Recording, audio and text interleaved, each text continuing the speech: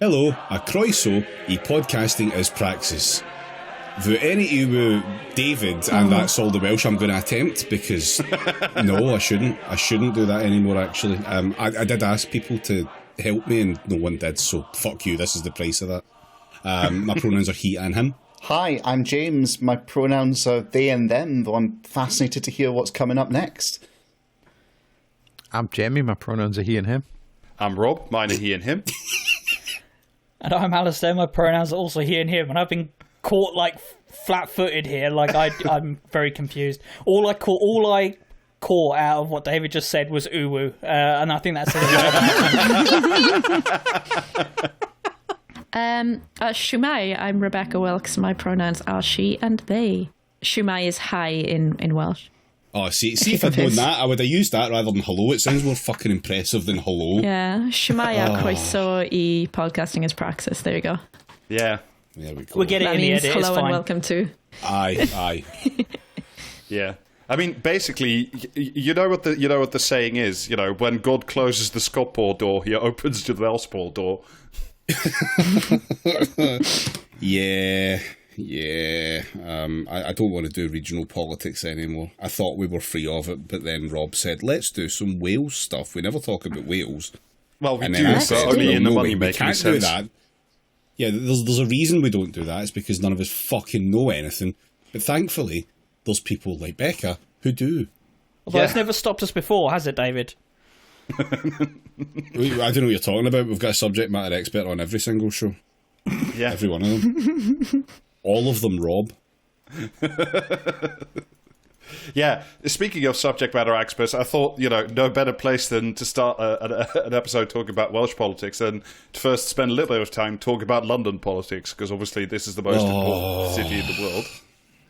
Now, I wanted to kick off by talking a little bit about today's, announcement that will boost growth in Britain, which is important. And that is that we are going to expand London City Airport, or at least allow vastly more planes to fly in and out, which is good because, planes are great for the environment, is what I hear. And I hear that even more people love having the sound of planes, like, buzz over their houses. I hear that that's astonishing. It's for great, everybody. yeah. It's a real true joy to behold. Yeah, planes fly through the atmosphere, liberating all of the greenhouse gases from it, and sending them plummeting to the Earth. That's how it works. Yeah. Look it up. Where they live to fight another day. Comrade Private Jet. Without Comrade Private Jet, we don't have Comrade Whale Futures, and it's an important virtuous cycle, right? It's We critically love the important, economy of dumb shit. Yeah, but if you're worried, if you live near London City Airport and you're worried about getting an extra night's sleep, or being woken up much earlier in the morning than previously, don't worry about that though. According to the Financial Times, these extra flights in the early morning will only be allowed with quieter aircraft, and I'm not quite sure what those are. Gliders? A really big elastic band. The Hamas fan paragliding setup. That would be so good. London City Airport in concert with Hamas. Yeah. So basically, all of this was gonna it was threatened to go ahead, but then the local council, Newham Council, stopped it from happening because of the noise pollution and the massive concerns over the environment and the climate. But now Air quality as well, isn't it? Huge air quality concerns as well. But don't worry about it because, as threatened on previous podcasts, now Labour has a new imperative for growth. So now Angela Rayner has personally overruled Newham Council and said, more flights to London City Airport. So much growth will come from this, I think. Yeah, the important growth. And also they will be adding jobs because, people who land very, very early in the morning, the first thing they do is run to the duty-free shop. And I hear that, the jobs in those are great anyway. It's people to be taking wet wipes to the interiors of the private jets. Just going into just to wipe everything off. Yeah, just to bleach out the private jets to make sure no trace of DNA can ever be traced back to it. Huge upswing in new hires for the Pyramid Bar Company.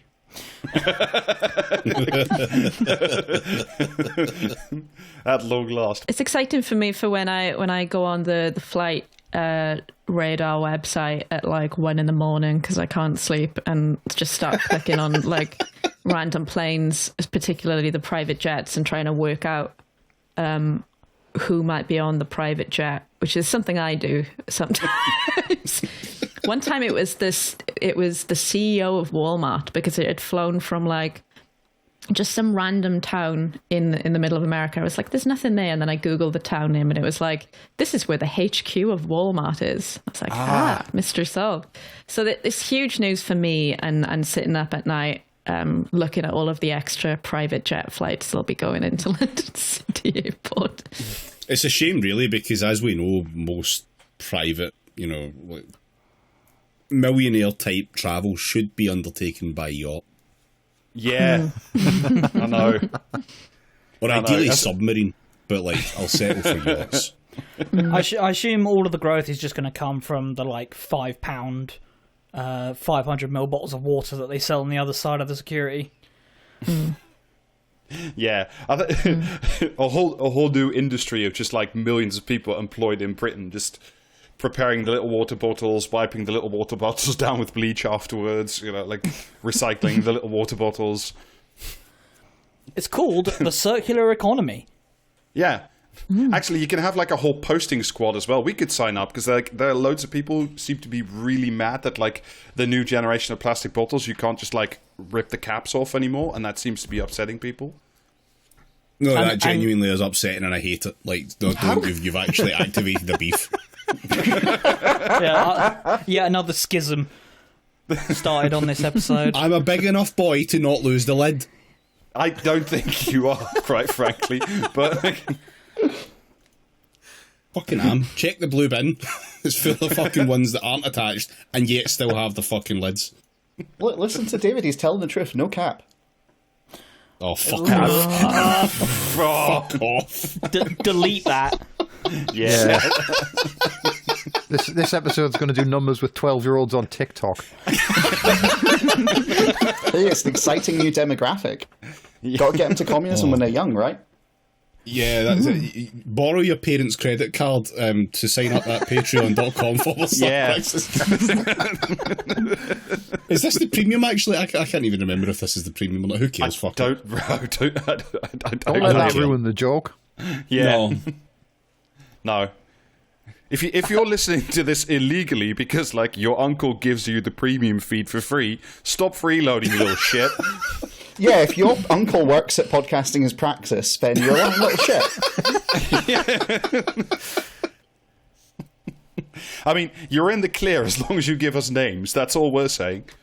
That's how you know you've achieved, like, you know what I mean, true success in the cultural sphere, is when kids at school are telling each other their uncle works for you, and you told them, like, what's secretly going to happen in Indiana Jones 10 or something. My uncle works at Podcasting's Praxis, and he says that there's a secret third bonus episode a month hidden under the van in Cerulean City. I think I just aged about 10 years. Good. You've caught up. Yeah. Anyway, all of this is excellent good news for the City of London, and quite frankly, they need some good news, because that's the other thing I briefly wanted to talk about before we do talk about Wales, is we mentioned it briefly a couple of weeks ago, but like there's a new report out on the functioning of the Met Police and what it actually does, like, and how good it is at its, nominal stated job, not the actual one, which is kettling protesters and, generally upholding, the social order under which we struggle. So there's a new report out from the what's called the Inspectorate of Constabulary Fire and Rescue Services, which is basically the NAO, but for cops, which automatically makes me love it, because you know how I feel about the NAO. Rob loves an audit like you wouldn't believe. Or, well, I suppose you would believe if you'd listened to, like, 200 odd episodes, 300 nearly of this podcast. Yeah. The first thing, though, about this report is, like, it's soft as anything, though. Like, there's major criticisms on it, but then the next paragraph is always like, oh, but the Met really is trying very hard, and they're very good boys and girls in there. Yeah, the Met got a bunch of frowny faces in their report card, and everyone's very disappointed in them. Actually, it is sort of the way how I used to get report cards in primary school, where like, because mine were written, because I was written like a sort of Montessori type primary school. So like, because you could read your own. It's what made me the man I am today.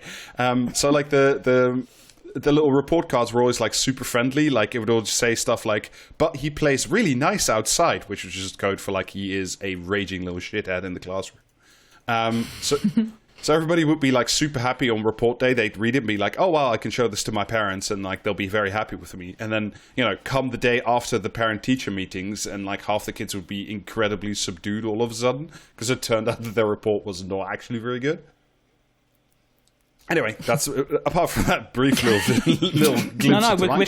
We're closing the Welsh poll door and we're opening the Dutch poll door. Sorry, Becca. I hope you're ready for this. God, I can't even fathom. We can do Dutch poll another day. Not today, but we can do Dutch poll if you really want to. Like, I do not. I think the most I know about Dutch poll is a guy called Geet or Jeet Wilders. Geet? Yes. No? Yeah. It's Geert, some kind of a but noise. Don't worry his about name it. is, You will never pronounce. I'm so sorry. Yeah. But it's like me trying to speak Welsh, or like David trying to speak Welsh, but like. Yeah.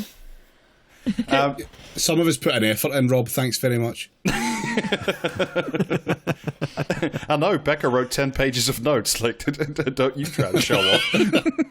Shh. It's okay. I'm like you too, Becca. It's all right. It's all right. No. Anyway, so according to the report from the Inspectorate of Constabulary, so there's like a couple of categories. I'll read you out where the Met scored in the different categories. So in the category outstanding, I'm afraid there's nothing. In the category good, there's also nothing. In the category adequate, police powers and public treatment. I think that's like as does pertain to Kettling, basically. Requires improvement, which is like the second lowest tier. Preventing crime, responding to the public, protecting vulnerable people. A positive workplace and leadership. And then in the dark red corner, we have inadequate, investigating crime and managing offenders. That's not great. That's not really... That's not ideally what you want, is to be like, you're not very good at crime. Speak for yourself. Yeah. True. Yeah, it's a report card day in Gotham City. And Calendar Man is skipping home thinking he's done well with Batman this year. Anyway, shockingly to all of us, I think, here on the recording, this is even though there's been like a brand new Met Commissioner and a new strategic plan called A New Met for London, which hasn't really seems to have sorted all the effects. You really like the old Met. Yeah. They're going to take me back to the old Met. Anyway, so like the thing, it's a big report, and I won't cover the whole thing because obviously we have other things to talk about. But I wanted to briefly touch on one section because, like, for the last, I don't know, every single last election cycle I've ever witnessed in the UK, one of the major promises is not only that they're going to recruit 8,000, 10,000, 12,000, 20,000 more cops, but that those cops will be specifically neighborhood cops. Like they'll be in the Bobby on the beat. Then you'll know. Yeah, Bobby's on the beat. Oh yes, we all have seen the policeman on the corner in his nice big hat, very welcoming. Yeah, stature and solving crimes, presumably. Yeah. So, like, what it turns out, actually, that all those lovely local neighborhood cops who are in your area are not actually in your area because they tend to get called in as, like, extra manpower to cattle, like, pro-Palestine demonstrators every week. So they're not actually in their post, with their thumbs in their stab vests in your, cops. Rob, be fair. It's kettling... pro-Palestine marches and protecting massive fucking racists from the throngs of anti-racists that are going, hey, these guys are a bunch of pricks. It's a busy working life. Yeah. Have they considered the idea, like, rather than pitch yourself as bringing back the Bobby on the beat, like, if you're really going hard on trying to get the vote of people who think they were in World War II when they are 45 years old, why don't you just say, we will bring back the Night Watchman?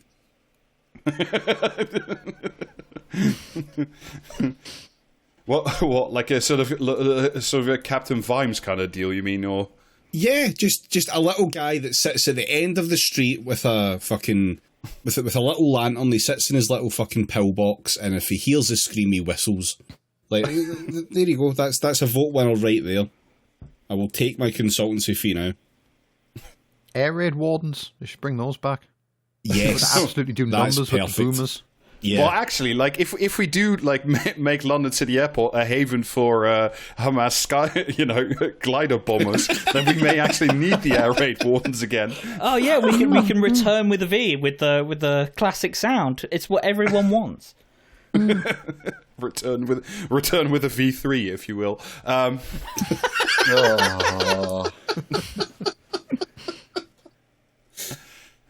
So yeah, so apart from them not really being there because they're busy doing other things, there is of course the question, because this is all part of the Met's new strategic plan apparently, is if the cops are supposed to, the neighborhood cops are supposed to be in the neighborhood and responding to the neighborhood's local priorities, how do you set those anyway?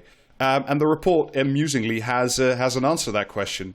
The way you do it is like you hold one meeting between like the cops and local people in some room somewhere every 3 months, where of course nobody but the worst and most insane people in the world turn up, like, ever.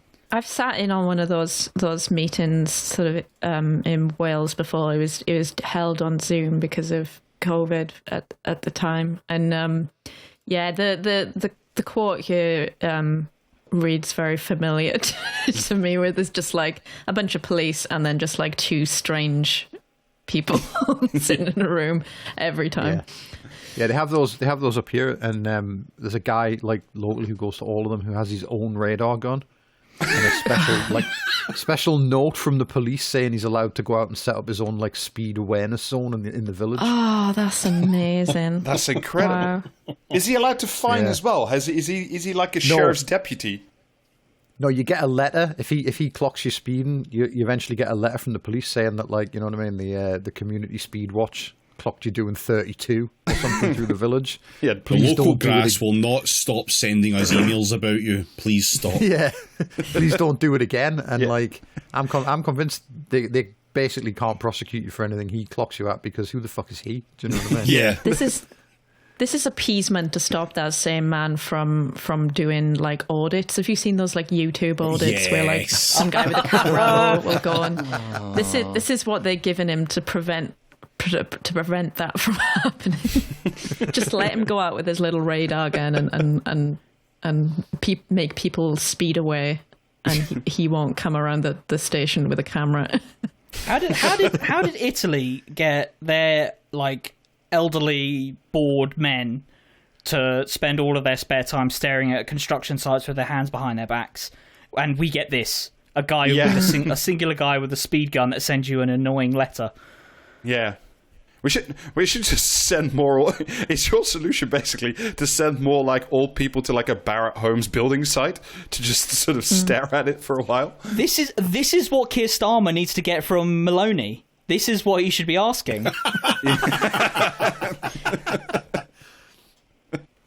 I mean, to be fair, we could do with like some volunteer Barratt Homes inspectors, because yeah, just like checking that all the bricks are in the right place and there's like seals and stuff. Have you seen that Welsh guy on TikTok that like inspects new build houses and goes shocking over and over because it's just a... This podcast is not a safe space for new build homes. Yeah, no. Thing is though, if you got like a bunch of old British people standing around watching them being built, they'd still be just as like shit as they are now, except they'd all have those like silhouettes of World War I soldiers on the front wall. Yeah. A cenotaph for every home. Yeah. insufficient bowing, citizen. just every set of flooring just rotting from the weight of poppies sort of that have been dumped underneath it.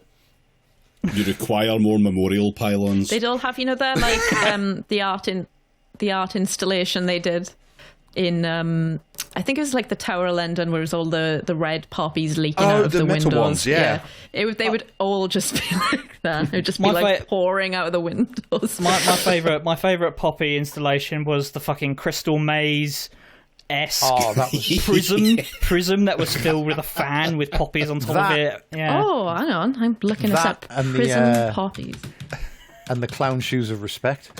Yes. Clown shoes.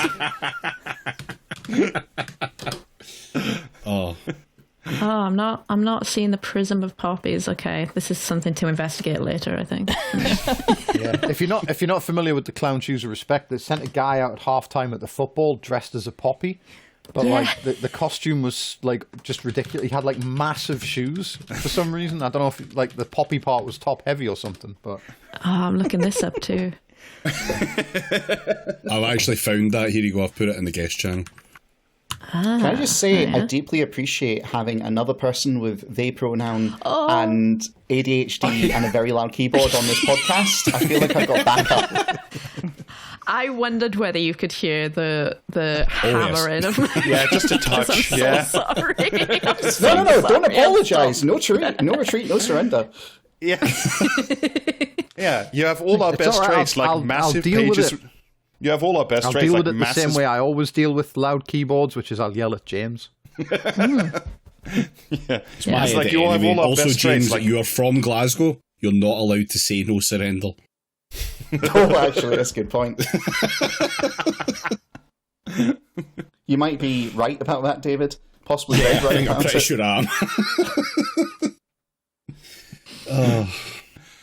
it's just briefly that quote from the report, because I do just want to read it because it is incredibly funny.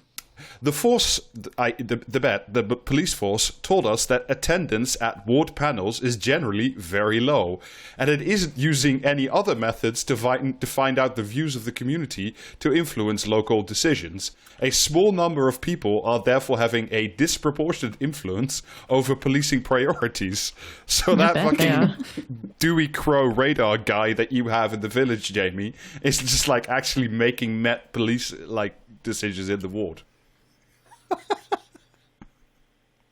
There's also, as it turns out, like apart from these little meetings, there is no actual like strategy or coordination for engaging with like any community inside a locale, and thus they cannot and therefore also refuse to establish any like working links with councillors or somebody like local charities or anything.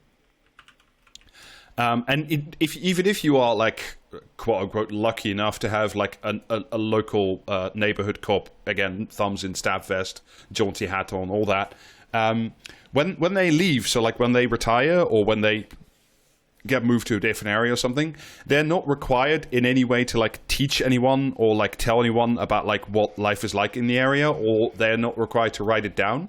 So like when they retire or whatever, that knowledge just like goes with them out the window.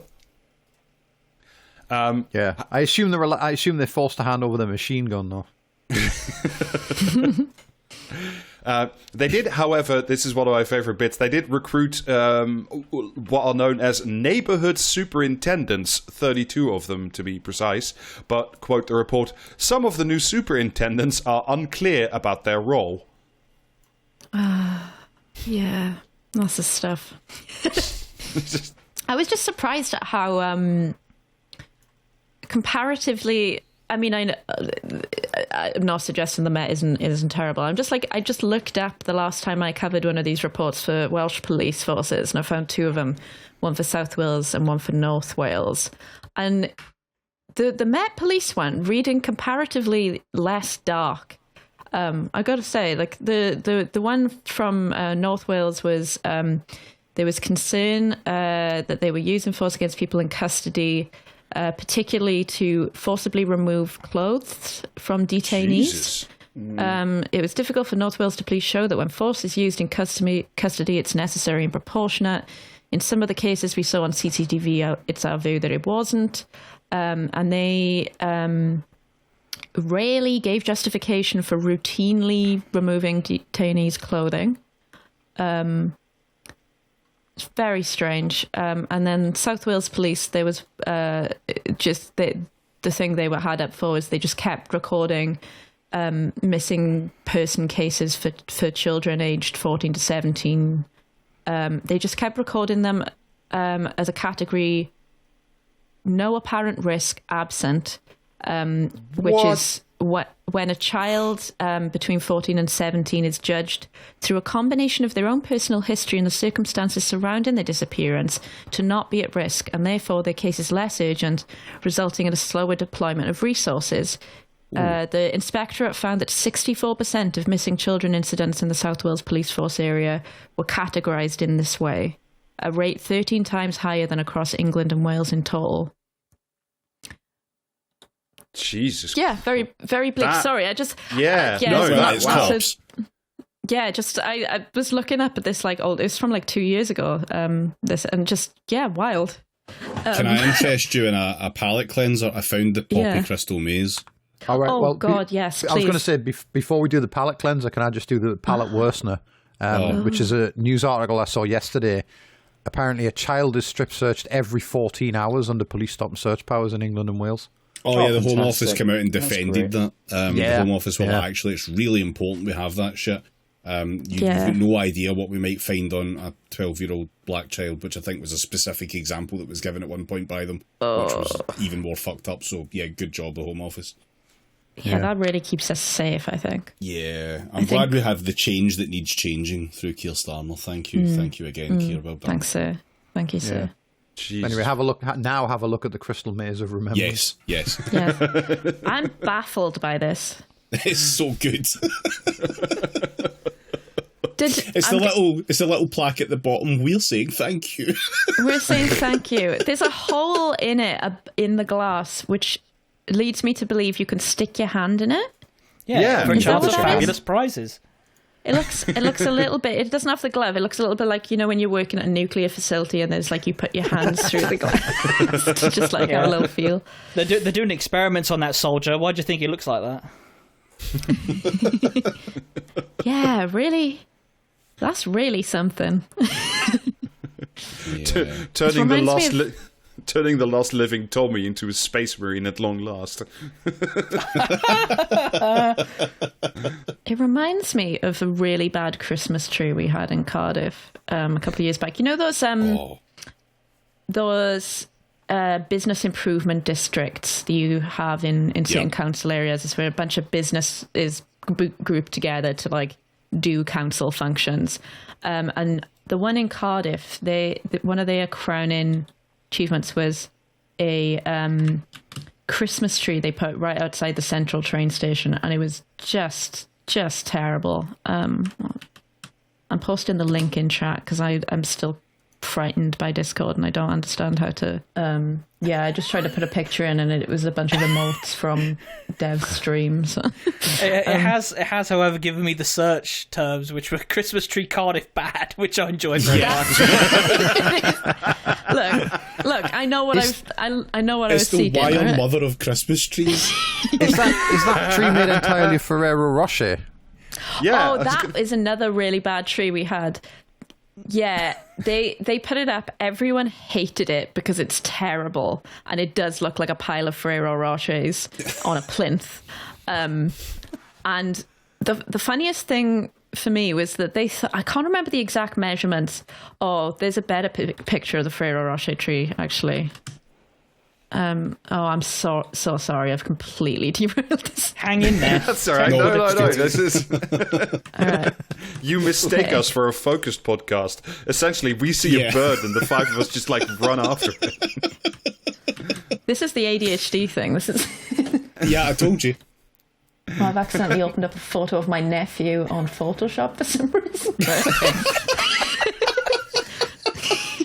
Does he need it? Ambassador, you're really spoiling the view.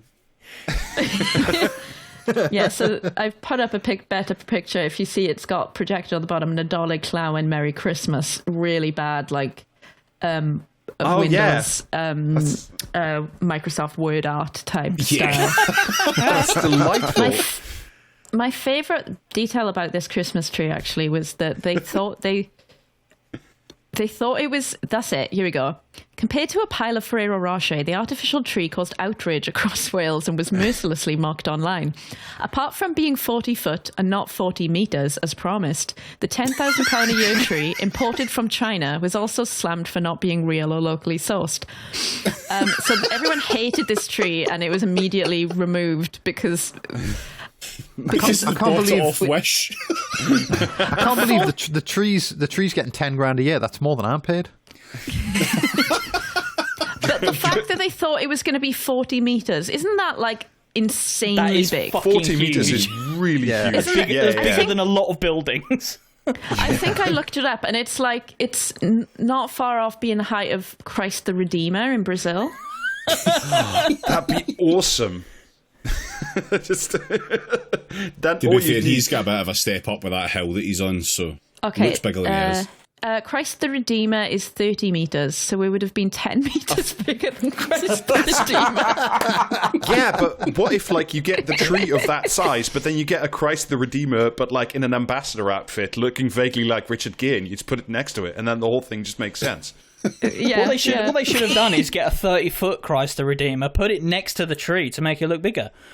Oh, yeah. Force perspective. Yeah, that's right. if you stand in a certain way, it's like Christ is holding up the tree. Oh, right, I am. Yeah, I'm really sorry that somehow we're now talking about Cardiff Christmas trees. It's technically Wales. It's fine. It's fine. Yeah. Anyway, speaking of Welsh politics and Christmas trees. Are we going to hear about how in Wales there's a war on Christmas? Is that political? Is that part of this? Yeah. Or? Yeah. This is an ad break on Podcasting as Praxis. This advert is for the Patreon of Podcasting as Praxis. On the Patreon of Podcasting as Praxis, you will get at least 2 monthly bonus episodes of Podcasting as Praxis, where we discuss lots of topics, including new types of guy, celestial boondoggles, monetising whale shit, and, reluctantly, scotpol. You will also be able to join the Podcasting as Praxis Discord, a place to talk with like-minded people about lots of topics, including new types of guy, celestial boondoggles, monetising whale shit, but not scotpol, and also, of course, Podcasting as Praxis. If that isn't enough Podcasting as Praxis for you, the Discord also includes a bonus channel where we post the bits that don't make the final cut of the episodes. Fans of both mediocre and bad podcasting have everything to gain by subscribing to the Patreon of Podcasting as Praxis. You will also no longer get ads on episodes of Podcasting as Praxis. £5 a month will get you all of that and maybe more at patreon.com/ you guessed it, Praxiscast. That's patreon.com/Praxiscast, the place where we sell Podcasting as Praxis. Yeah, so like about a day or two ago, the Welsh First Minister resigned, and it turns out that none of us basically had a clue what was generally happening in Wales and how it got to that particular point. Nobody does. Nobody does. Yeah. So I thought we should talk a little bit about because we're not allowed to do scotpol anymore. I thought we'd do a little Welsh poll and basically not since the incident. Yeah. Yeah. So basically, what happened? Wales was conquered and annexed by England during the 13th century, and that's where our tale begins. Yeah, that is how I started my notes. I went from the notion that I'll just tell you what Wales is. I'll go back to its invention. It's basically a large mammal that never leaves the ocean, and some of its parts are very, very valuable. And they get traded in futures. It's great. Yes. And there's precious ambergris that can be used to make fine perfumes. So to take it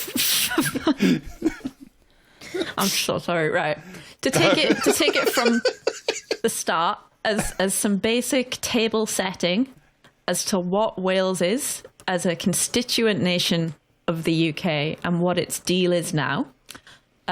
Wales was conquered and annexed by England during the 13th century. That doesn't sound like us. It was formally incorporated into the Kingdom of England in the 16th century.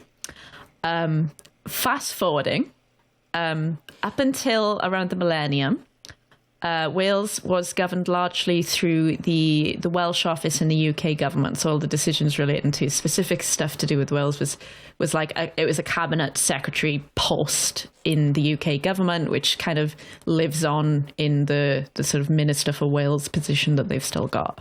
In 1987, we had a referendum on creating a Welsh Parliament that succeeded, and a Welsh Parliament was created, but it was kind of powerless, really, had very limited governing power. And since then, we've passed a series of laws, one of which allowed us to start creating more significant legislation. One of them allowed us to form an actual government with cabinet secretaries and ministers, as you see in Scotland. So that was during the mid-2000s, I believe. And so that's kind of where we are now. One thing it is important to understand is that the constituent nations of the UK all have slightly different devolution settlements. So Wales doesn't have the same powers as Scotland, doesn't have the same powers as Northern Ireland. And it's very weird in that respect to sort of mix and match across the board. One significant example of this is policing and justice powers. So both Scotland and Northern Ireland have control over their policing and criminal justice policy, with some exceptions. You know, big things like counterterrorism, guns, and drugs. Northern Ireland also has like a weird thing about fireworks, and they're dating back to the Troubles. So it's all of the different devolution settlements are slightly different, and it's kind of piecemeal, and it just sort of results from one of the countries demanding more and getting concessions from the central UK government. Yeah.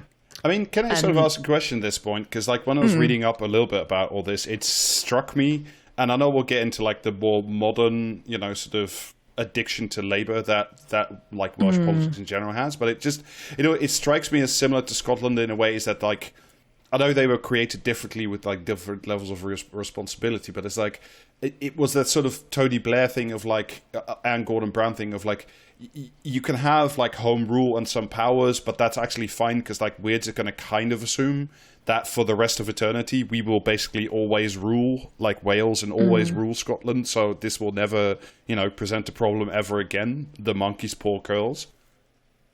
Yes, so that is very much the case with Wales. It sort of dominates every sort of facet of our politics. Most councils here are Labour.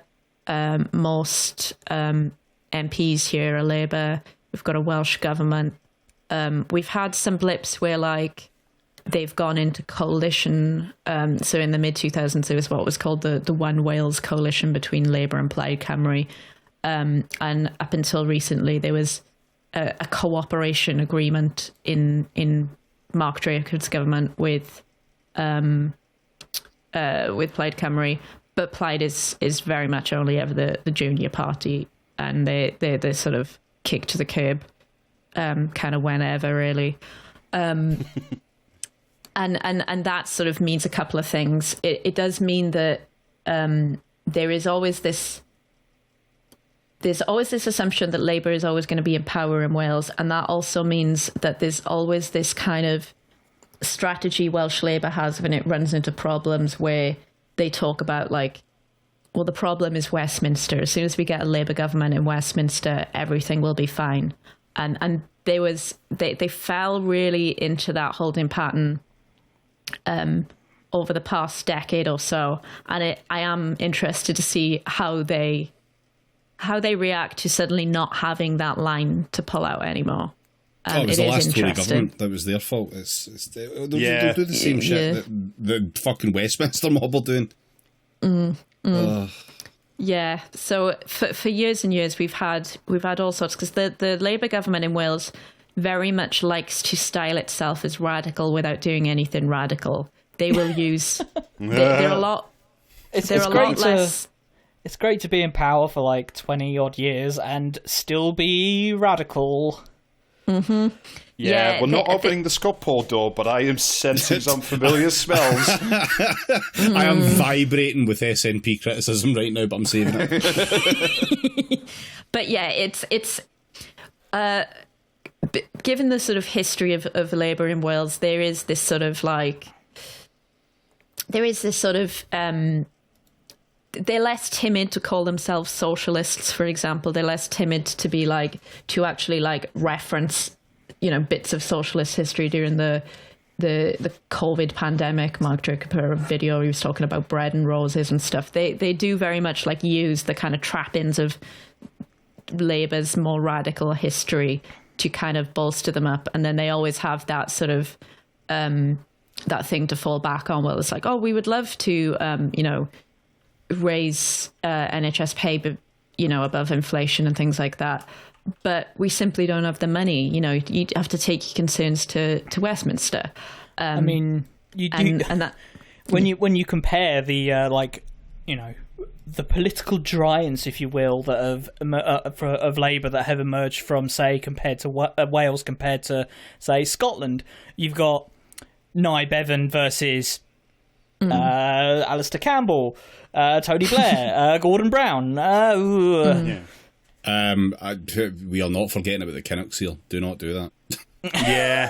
You do not have to hand it to Welsh Labour under any circumstance. At least Kinnock gave us that stupid face when the 2017 exit poll came out. Yeah. Him driving around his constituency in that documentary in a London red bus, poorly using a loudhailer to do things could only get better, and the EU anthem was still one of the worst things I've seen in my entire life. Yeah. Which Kinnock are we talking about now? I'm very Kinnock sleepy. The younger. The younger, I was going to say. Yeah. Kinnock the younger. Oh. Yeah. So this sort of domination of our politics on the part of Welsh Labour has kind of resulted in this sort of environment where everything is kind of built up around the assumption that they will always be in power. So they've got the social partnership thing that they do, which is basically where Welsh Labour, has the trade union Congress and sort of trade union representatives are supposed to feed into policy creation, which sounds lovely on paper, but what that's meant in practice, and it's not that it's without merit, but in practice what that means is a lot of the trade union representatives, the TUC and stuff, feel this kind of not ownership of the Welsh government, but they have this kind of loyalty to Labour and the Welsh government, and as such, it means that there's a certain timidity to do with criticising them. Yeah. So it's there's all sorts of things that swirl around about how connected to the rank and file and stuff that the people who sit on these social partnership boards and stuff actually are, and is it a cushy deal for trade union reps to do that and couldn't be mates with the government ministers while also not being particularly sharp-toothed when they're fighting for pay rises and things like that. Yeah, what if we just kind of co-opted the leadership of, say, a trade union to start acting against its membership and behave more like the bosses it, is supposed to regulate? This is something we've never seen before and we'll never see again. Yeah. What if the Westminster media politician relationship accept trade unions instead? That's probably fine. Yeah. The other thing to understand about Welsh Labour, and I kind of dipped into this a little bit just now, is that the sort of the main opposition parties to Labour in Wales are obviously the Conservatives, but also Plaid Cymru, which is kind of has grown in it, hasn't always been this way, but it's grown into like our left party. Basically, it's the Nationalist Party, the Independent Supporting Party Wales, but it's after sort of being under Leanne Wood and stuff, it's moved, its policy platform has kind of it's shifted to the left under Leanne, and it's kind of still in that space. I think largely because the leadership after her hasn't really known what it wants to do, and so it's just kind of relied on the kind of the vigor of the left stuff that the left-wing activists she attracted into the party, and also the kind of policy ideas that came out of that. And so because Labour has this competition to its left, it's dipped its toe into kind of applied stuff. So obviously you had the cooperation agreement when Drakeford was in power, which essentially, to be honest, was a thing where it just gave Labour license to put their branding on a bunch of applied policies, things like free universal free school meals and stuff like that.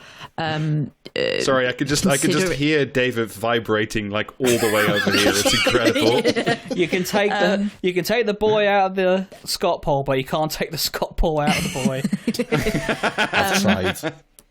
So yeah, they things also like Plaid was calling for a system of rent controls. What Labour has managed to do with the cooperation agreement was turn that into like introducing. It's changed that from introducing rent controls to having a consultation to consider maybe possibly producing a white paper on rent controls at some point in the future. So it just stuff like that. So the other thing with Welsh Labour in sort of this respect is the idea of clear red water, which was something that was coined by Mark Drakeford when he was just a sort of cabinet minister under one of the previous First Ministers, Rodri Morgan. And this was the idea that Welsh Labour could disassociate itself from decisions that were being taken by New Labour in Westminster by sort of being like, we're different from those. Yeah, I just really like the idea that you would give the Welsh Labour, the option to just dissociate, just like take massive amounts of like psychotropics. Yeah, Welsh Labour decided to go into depersonalisation. Yeah, no policy today, everyone. The Welsh government is in a K-hole, and it's just like it's not happening. Yeah. So one example of this was like charges for prescriptions. Welsh Labour made a big noise about being opposed to paying for prescriptions, something I believe was introduced under New Labour. And, fair play, I don't have to pay for my prescriptions. So that's nice for me. But yeah, so there was this idea, this sort of enduring idea that like Welsh Labour can and should be distinctly Welsh, different from Westminster. And so Drakeford was kind of thought of as being the guy that coined that. And obviously under Drakeford, there were sort of grumblings about moving away from UK Labour, particularly after Keir Starmer was elected. Drakeford, as people love saying, and was a Corbyn guy. That again, was he though? He never gave me that vibe. Like he just seemed like kind of happy to keep his job, basically, and was just like, "Well, I'll do this now." He was more of a Corbyn guy than a lot of it's again, I think the way to understand it is this thing of like being very comfortable having adopting the trappings of, being radical and stuff, knowing that like you're not going to be made to do anything. So it was, like saying that he supported Corbyn was, much like him doing a video talking about bread and roses during the pandemic. Like it's like, what's he going to do about it? It's like, it's not really a substantial thing that says much about his politics. It's more of like... I'm going to creak the scotpol window open slightly, but oh no, seems a bit, no, just briefly, just seems a bit like Richard Leonard. because while Corbyn was the leader, he was very much that kind of, in obviously a different situation because he was not fucking First Minister and never would be. But he was very much of the I'm a union man, etc., etc., and I really want to do socialisty things, but obviously I can't do that because I'm in Scottish Labour and we've destroyed ourselves pretty fucking concretely. And that was only useful at the time that Corbyn was leader, and he never got the chance, to be fair, to like continue that after. But I don't think he probably would have. I think it would have been very much a quiet return to fuck all. And yeah, so all of this is to say that there is like a very, very soft nationalist bent to Welsh Labour, and that kind of built up over the pandemic. Welsh Labour were enjoying sort of a real poll boost during the lockdown stuff, because suddenly like Welsh Labour were able to make different decisions from Westminster, and it kind of reminded people that the Senedd existed and that we have a separate government. And it sort of, they were able to just sort of, it was a good branding exercise for them. I mean, everyone's kind of shocked when governments can just do stuff that isn't just horrible and completely bleak. They're perfectly capable of doing horrible, completely bleak stuff in this vein anyway. Oh yeah, sure, but like it's just the fact that it's possible to do other stuff as well. Yeah, some of the stuff that they did during the COVID thing were very, very stupid, but they were done to just be different. Things like having supermarkets like cordon off non-essential items. Oh yeah, the barricades.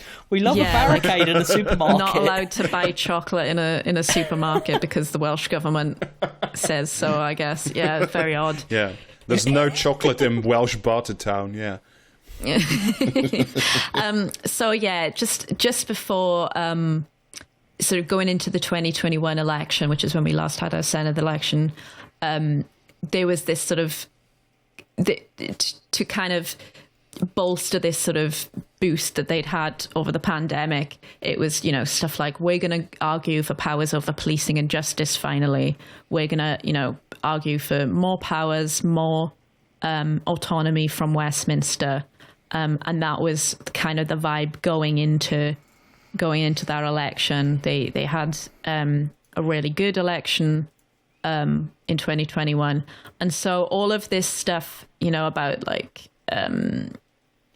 all of this stuff about sort of pushing for more power and pushing for more autonomy from Westminster, kind of fed in going into the leadership election of Vaughan Gething and sort of general election stuff. This kind of stuff is all swirling and kind of influencing what's going on.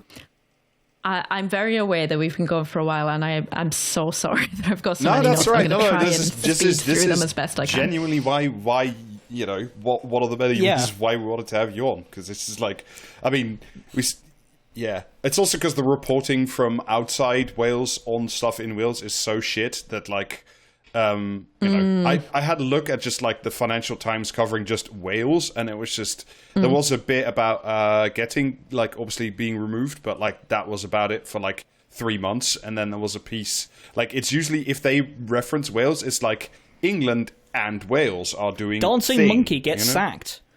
Yes. Honestly, the coverage of Wales from inside Wales isn't great either. We've basically got two outlets that cover our news, and one is run by like, we'll get onto this guy. One is run by a veteran reporter with a lot of grudges who's a little bit tapped, and one is Wales Online, which is one of the like the big sort of international publisher owned local sites that's the same as what owns every local news site. So that kind of feeds into this also, because the stuff the Gething got up to and just the general circumstances that led to the government kind of collapsing is very much informed by the fact that we just don't have a good media ecosystem in Wales at all. I love to get away with things because I come from what everyone considers to be shit town nowhere. Basically, yeah. Like, yeah. So Vaughan Gethin, our short-lived First Minister. The Liz Truss of King. Wales. The Liz Truss of Wales, yeah. So he's a very, very typical Welsh politician. I think that would be fair to say. He and to be fair, a very typical Labour politician, really. You know, he was involved in student politics, the National Union of Students. I think he headed up the National Union of Students. Red alert. There's a big siren blaring now. Yeah. Then he Is he went on also to a become, lick-spittle little cunt? Then he went on to become a lawyer, specialising in employment law. So obviously the employment law bit, good foot in the door for trade union stuff. He was elected as president of the Wales Trade Union Congress. I believe he was like the youngest head that they'd ever had and the first black head that they'd ever had. He served as a councillor in Cardiff. He worked as an aide to a bunch of Labour Senedd members, and then finally was elected to the Senedd, became a health minister. Believe he was health minister, then economy minister, and then first minister very briefly. It is significant, and I've got to mention it, is that he is our first black first minister. He's also the first black national leader in the UK, and I believe of any country in Europe. This is also significant because the Senedd is extremely white. But outside of this, completely identikit Welsh Labour or Labour career politician through and through. I mean, how? So we know that, like, at least in England and Scotland, like, the Labour Party machinery just churns out all of these. I mean, like you say, it's sort of identikit politicians.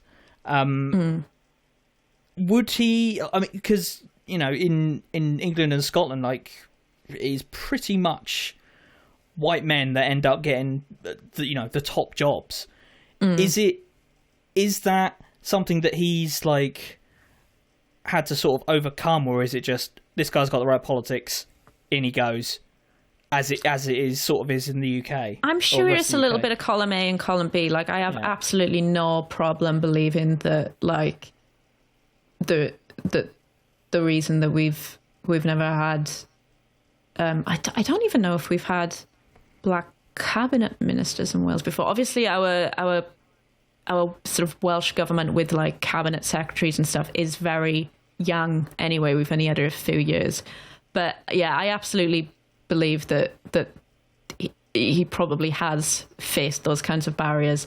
But I also think that him having the politics and the kind of attitude that he has is also why he got to the position he was in. It's very much New Labour model that he fits into. I do want to touch briefly on a little bit of sort of local flavour, of local beef. I live in Boot Town in what is now known as Cardiff Bay, but it used to be known as Tiger Bay. He Great was pirate port names, all of them. Yeah, Tiger Bay. Why would we ever leave it? Well, we abandoned that name because of racism. Basically, it was seen as too exotic because. Tiger Bay has a very fascinating history, actually, because it's where all of the coal used to get sent out for powering the British Empire. Cardiff is very much a kind of deindustrialized port city, and so, like, the area where I live near the docks and stuff, it has a very, very old multicultural community, the oldest Yemeni community, I believe, in the UK, 200 years. Wow. Also, I think similarly, we've got a very, very old Somali community and stuff in here. It's a very, like, it was, known for being an absolute sort of melting pot because of all of the various, like, merchant seamen and stuff that came to live here because of the coal trade and stuff in the British Empire and things like that. And so I believe Betty Campbell is a kind of a beloved local figure in this specific area of Cardiff. I believe her parents, I think her dad was a Jamaican sailor, and her mother was from Barbados. She was notable because she became a teacher and then a head teacher in the 70s, the first black woman to do so in Wales.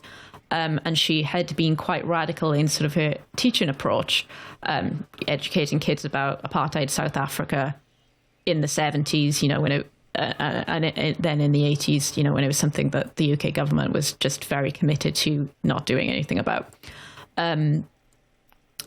She was a community activist and she'd lived her entire life here. She became then a councillor in the Boottown ward in the early 90s. And in 2004, Gething contested her seat. So she was an independent councillor. He was the candidate for Labour. After the election, because he unseated Campbell, so she'd been councillor since the 90s, he unseated her by 2 votes. Wow. 2 votes. Campbell then made complaints to the council and the police about Vaughan Gething specifically. That complaint was backed up by the local Lib Dem candidate, and they both alleged that Labour, and I think Gething specifically, like him personally, had stood outside the polling stations with leaflets and told people as they went in how to vote. Oh my God. Whoa. Yeah. That sounds like legal, cool, and good. That's the sort of thing. Yeah, like... Yes. I mean, if that's true, probably not the first time someone from the Labour right has flaunted election law. Yeah. Campbell tried to get the vote re-examined at the High Court, but had to drop it because she couldn't afford the legal fees. Of course. Yes. Jesus Christ. The UK legal system is just great, just very functional. Yeah, but this is significant because, again, Betty Campbell, very beloved figure. There's a statue of her in the centre of town now. There's a big mural of her down the road from me. So it's significant. Cool. I thought, some local flavour. So then Gething, as a Senate member, he became a health minister, and he was health minister during COVID. Yeah, because this is sort of where I first sort of ran into his name, basically. Yes. And he had a very spotted, checkered record with COVID. Is he responsible for people not being allowed to buy chocolate? He would have been, yeah, that would have been part of his, well, to be fair, health minister, question mark, maybe he was involved in the chocolate thing. But the thing with Vaughan Gething is he is a very obstinate guy. He's got a very, like, a lot of Welsh ministers have this, and he's one of the standards of it is that, like, again, because they've been in power and dominated Welsh politics for so long, they kind of get outraged at being questioned on stuff. I've had this when I've, like, interviewed ministers and stuff as just part of my job, and they just kind of react with just sort of outrage that you're questioning them about anything. There's sort of like a right to rule thing, like, who are you to question my magnificence, basically? Or... Very much, yes. It's so cool when you get, like, these, essentially political dynasties of a party that have been in power for so long, they start to get, like, decrepit and falling apart, and, like you say, just outrage at the notion that they are decrepit and falling apart, and we are, divine right of kings. Yeah, very much so. And sort of that then led to, like, crazy headlines like Welsh health minister says that he would not have introduced routine testing of care home patients even if he had treble the capacity to test. And so what this was about was remember in the pandemic when to make room in hospitals, because hospitals are chronically overcrowded, they discharged a bunch of patients into care homes. There's a lot of people in hospital who are kind of only there because they can't afford or there isn't the capacity to care for them in the community. Yes. And so a bunch of care home patients were just sort of discharged into care homes during the pandemic to make room on hospital wards. And a bunch of the people that got put into care homes had COVID. They weren't tested for COVID. And so you had instances where just it ran rampant in care homes, and just huge proportions of people in the care home died. And this was, Gething had been questioned by a journalist about, why haven't you introduced routine testing for the people being put into care homes? I believe at the time they were only testing people who were symptomatic. And, as we know that like COVID doesn't always have symptoms right away. And his response was, because it's not needed. And the journalist was like, is it because the Welsh government just simply doesn't have the resources to test everyone going into these care homes? And, in my view, that's a little bit of an out. You can just be like, well, we've been so underfunded. I remember when, pretty much the Boris Johnson government did exactly the same, just not test people and just, excuse them from hospital and send them into care homes. And then, a lot of people died. And then, at some point when it was allowed to be noticed, that was a big scandal. And now, didn't really make it across Offa's Dyke, I guess. Yeah, and the thing with this is that it would have been a perfect excuse for them to use the usual line of we're so underfunded by Westminster, we have NHS has devolved to Wales, but we've been so underfunded for so long that we simply don't have the capacity. But what he said instead was, no, even if we had treble the testing capacity, I wouldn't have done it because we don't need to do it. And that's kind of a good example of the kind of tack he takes with journalists and kind of scrutiny in general. It's just this sort of how dare you question me? Yes, yeah. Similarly, there was, right at the beginning of the pandemic, there was a big Six Nations rugby match due to take place between Wales and Scotland. And it was just as cases had sort of arrived in Wales and were rapidly increasing. And as sort of other big sporting events got cancelled. This Wales-Scotland match was expecting about 70,000 attendees. And, there was a lot of warnings to the Welsh government, please cancel, mandate it so that these big events have to be cancelled as COVID spreads. The Plaid opposition leader, Adam Price, at the time was calling for Labour to take urgent and aggressive action rather than waiting for instruction from London. But the Welsh government continuously, and this is not just Gethin, this is also Drakeford, the match is going ahead. Even the Welsh Rugby Union that was putting on the match started to get nervous and asked the Welsh government, should we really be having this match go ahead? We're starting to get nervous. There's a really extraordinary piece on it by Wales Online, where they interview the Welsh Rugby Union guy, and he's saying stuff like, "Oh, we haven't ordered the food yet for the day. The food stocks for the day, and we don't want to order it if we're gonna have to cancel." And so he's going back to the Welsh government, being like, "You sure? Should we?" And he says that he was assured by the Welsh government there was no way it was going to be cancelled, and Vaughan Gething himself said that in fact he would be attending the match, and it had to go ahead. And then of course things kept getting cancelled, things kept getting worse. Yeah. The eve before the match, the Welsh Rugby Union decided to cancel it. Not the government. The government was fine with it to go ahead. And there's a quote that I'll just read out, and the Welsh Rugby Union guy calls up Drakeford and says, we agreed that we can't risk this. We would be the prize of the country if things went badly. He said, I spoke to Mark Drakeford just before going into a meeting where we decided that we'd cancel the match. And he said, clearly it's not ideal the day before, but I think it's the responsible thing to do. And Mark Drakeford said, that's your decision. We won't go against you. Which again, it kind of... Yeah. Fine. Yeah, fine. Cancel it then. So, zooming into the election, I'm so sorry that it's just walls of me. No, we are blank slates of Welsh polls. So like, hopefully after this, you will know everything there is to know about what our deal is. So the election for First Minister was very much of a muchness. They were both Vaughan Gething and his challenger Jeremy Miles, very, very Labour, no particularly big policy differences. Very kind of a John Jackson and Jack Johnson kind of situation. I was literally thinking exactly that. Yeah. What were their positions on the titanium tax? It's not high enough. It's not. Oh, I can't remember the line. 3 cent titanium tax doesn't go too far enough. That's right. Yeah. It doesn't go.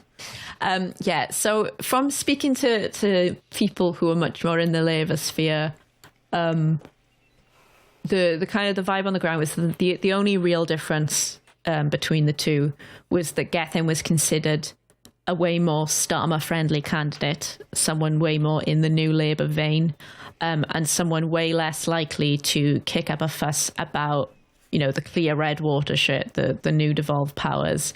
Like, Starmer very much not keen on, further devolution. The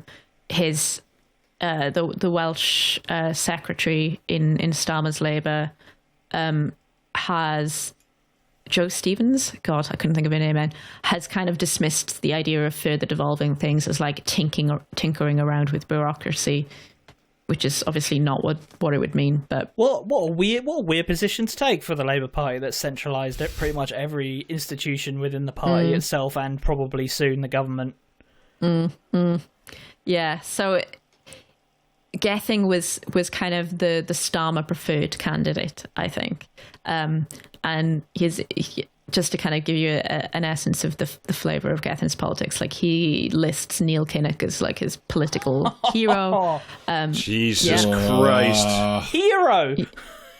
Yeah, like he one lost. of his main I don't know why influences. people keep doing this, but he was shit and he lost. Big Yeah. fan He of did that Plodgen, one is he? speech that I know people like get really hard on for if they're still in the Labour Party, but like... I found an interview with Vaughan Gething from years and years ago when I was researching for this, when I was prepping the notes, and he makes reference to like hearing Kinnock speak, and I was like, it's that fucking speech, it's that speech that they all go on about. Yeah, I know it is. all... I know it is. Follow your leader, brackets, into the sea.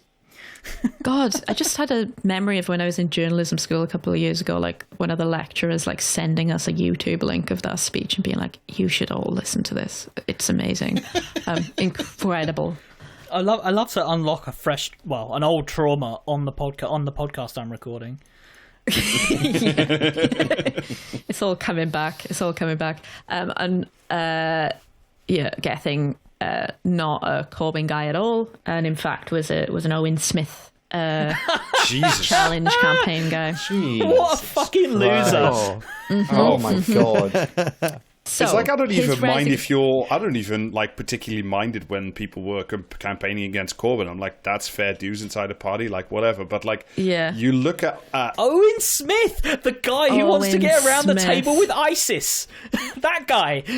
He was a farmer lobbyist, like as in like the PH farmer, not farmers. Just a real objectionable guy, no charisma, strange. Many such cases. So there was a controversy during the leadership race between Gething and his opposition. If Jeremy you tell Miles. me he won by 2 votes, I don't know what I'm going to do. No, I don't believe so. It was trade union stuff. It was Unite the Union and their Hustings event and their decision over who to endorse for the leader. So they held a husting event, and then there was due to be like a husting event and then a vote of the Unite Wales political committee to decide who they would be recommending their members should vote for. And obviously Unite, big union, lots of members. So it's kind of an important endorsement within the Labour Party. Just before the vote was held by the political committee to decide who they were going to be endorsing, the regional secretary of Unite for Wales announced that Gething's opposition was disqualified from the endorsement because he had never held any lay elected office within a trade union. So that was a rule change that had been passed at the previous Unite conference. Basically, it was like, we will not endorse any candidate for any office if they haven't held an elected lay office for a trade union. Vaughan Gething, of course, had been the president of the TUC. Oh, yeah, convenient that we've got this captured institution that we can just, implant a guy that was grown in a vat years and years ago. Yeah, this rule change had been passed at the previous conference, but it hadn't been communicated to either of the candidate to Jeremy Miles at any point at all. Hadn't really been brought up at all until immediately before the committee voted. Well, there's no rule that says he can run. This obviously caused a lot of upset. It was sort of called a stitch-up, particularly because people looked into the register of interests for the Senedd, and Gething hadn't declared any union membership at all until 2022 and hadn't declared being a Unite member until September last year. So people accused him of only joining to take advantage of that rule change. What I will say is that it is beyond doubt that Gething has a trade union history. Obviously, he was the president of the TUC. I've found references from years ago of him being a shop steward in GMB, I believe. I also found reference to him being a member of Unite and GMB back in 2014. What I will say as well is that doesn't mean he consistently held those memberships or that there wasn't any fucking about involved in the Unite endorsement thing. It's unclear. It could be dodgy, but we don't know, really. I'm going to overrule that and call him a certified wrong'un. Yeah. As is your right. Well the seen the certified fucking wrong'un GMB stuff. involvement. GMB is the wild card union. It's very Worst. Yeah, wild card, i.e. Charlie Kelly Bad. and Always Sunny. yeah. So now this is the real certified wrong and material, the kind of the meat of this, the stuff that led up to Vaughan's resignation. So his resignation was the result of pressure from two different scandals that came to light very, very quickly after his election. The first was that he had received and accepted a 200 grand donation from a businessman by the name of David John Neal. Donation is a good word to use there. We will only use the word donation and no other word for what is about to be talked about. This is the highest single donation made to a leadership campaign in Wales since it became a legal requirement to declare them. I believe it was also more money than was spent by the Welsh Labour Party during its Senedd campaign, like during our last election. I'm pretty sure that was it. Don't quote me on it, but I believe that was, it's a lot of money for Welsh politics. We're a little country. So this guy, David John Neal, he runs a number of different sort of environmental and kind of waste handling companies. And he had previously received 2 suspended prison sentences for illegally dumping toxic sludge in the Gwent Levels, which is like a nice wetlands area near Newport that I believe is designated a site of scientific interest. It still is like a nice area, or does it have like those Simpsons trees with like, the glowing nuclear waste in the tentacles now? I don't have it in the notes, but I did read that, when I was researching for this, locals had kind of complained of it just being a stench so bad that it burned their noses and made them feel sick. That's not a good thing to have happen. Mm-hmm. But the mutant trees roaming around is why scientists are interested. Tree Thrax the Reaper origin story. The full court of entomologists. Substantial and serious pollution leaked toxic liquid into the water in that area.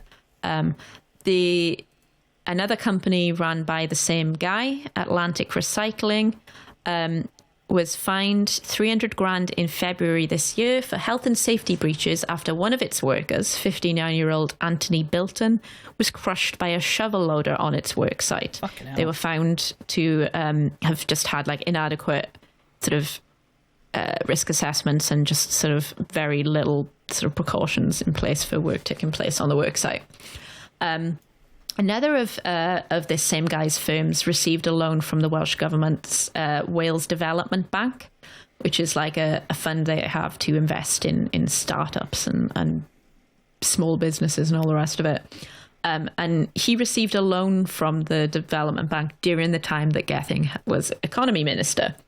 The Welsh Government, including Mark Drayford, insisted that the ministerial code had not been broken and that the Development Bank was independent of ministerial influence. But obviously, the optics of it all, terrible, really terrible. I think particularly also because the guy had David John Neal, the guy had also submitted like planning applications that would have required Welsh Government to sign off, I think. So there's a lot in here. There's also accusations. To high heaven. Yeah, there's also accusations that Gething had written to Natural Resources Wales to kind of lay off this company owned by David John Neal in 2016. So it's fishy. It's fishy. You know, it's also very funny optics to be taking a lot of money from a guy whose business is waste management when you're in politics. yeah, really good. Was the guy the fucking mafia? Like, what? Jesus Christ. He owns a lot of companies, I will say that. He's got a lot. He's got his fingers in a lot of different waste pies.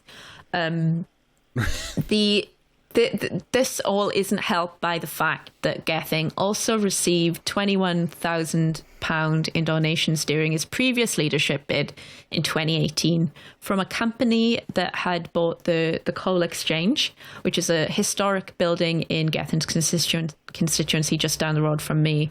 It's like a fancy old hotel. It's rumoured to be where the world's first £1 million cheque was written, because again, like Cardiff used to be one of the centres of coal wealth for the British Empire, and so there's just a lot of guys like ho-hoing over cigars and cognac in that building. But it's a very nice old building. This company bought up the building and just kind of let it rot. It was a big controversy because they were clearly not going to do the work of fitting it up and turning it into the luxury hotel that they said they were going to. And of course, the people running the firm are now bankrupt and have been convicted of fraud. To just read a short quote. The group operated for more than 7 years, buying up predominantly historic listed buildings for development into luxury hotels, flats and offices. Investors lent money to Signature, which is the name of the company, with promised returns of between 8 and 15%. Wow. Lawrence Kenwright, the founder, and his wife Katie were declared bankrupt last month. A quote here, we have people up and down the country left out of pocket and buildings left derelict at the centre of our cities. This is now an active criminal investigation. When this company took over the Coal Exchange, this building in Gething's constituency, Kenwright, the guy who's now bankrupt and investigated of fraud, tweeted out, Vaughan Gething is why we came to Cardiff to bring the Exchange Hotel back to life, a building which had been laying derelict for years. It was Gething who cleared the path for us, even though it was not part of his remit. He did it due to it being the right thing to do. He just did it because he just thought it'd be cool. Incredible. And again, this is just all out in the open. He received 21 grand in donations for his leadership bid, and also the people who donated to him were like, Gething helped us to get this building. He didn't have to do it, but he did it on purpose. Also, we've donated 21k to him and his leadership bid. Oh wait, now we're being arrested for fraud. It's like just a weird. There's just like a weird correlation between just like having really good vibes about like a building or waste, and then other things.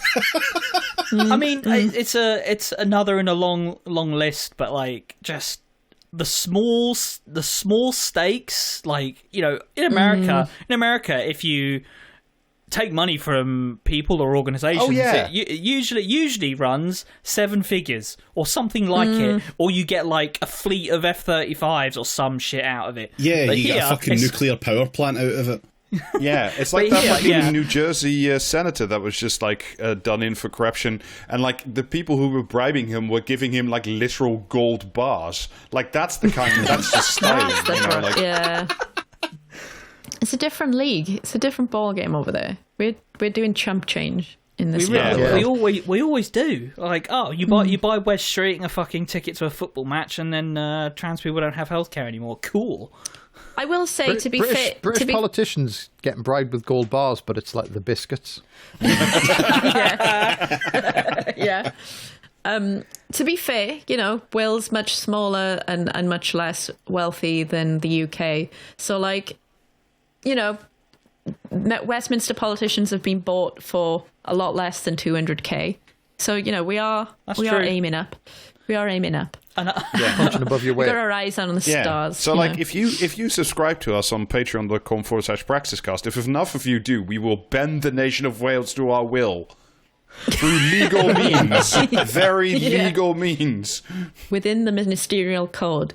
Yes, exactly. Just to get on to Gething's second scandal. So the other scandal that kind of led to his resignation was appearing to delete messages off his phone during his time as health minister but everyone does that, like, in order specifically to prevent them being disclosed in the event of an FOI request. Is it? Did he get recorded saying exactly that? Exactly that, yes, in text message, in writing. So he'd previously, he'd been called to speak to the UK COVID inquiry, and they'd asked for chat logs and stuff from his phone during the time, because, you know, the COVID inquiry for UK was also covering decisions made in Wales and Scotland. And Gething said that, unfortunately, an IT update had erased all of the messages on his phone that dated prior to June 2022, including those in ministerial group chats. I mean, whomst among us has not had, you know, all their messages, you know, conveniently deleted? He's the only man in the world who uses a Windows phone. David, if it was a Windows phone, you just wouldn't ever be able to hear him when he makes a call. That's how that works. Personally, I believe him. Sometimes the fates are just kind like that, yeah?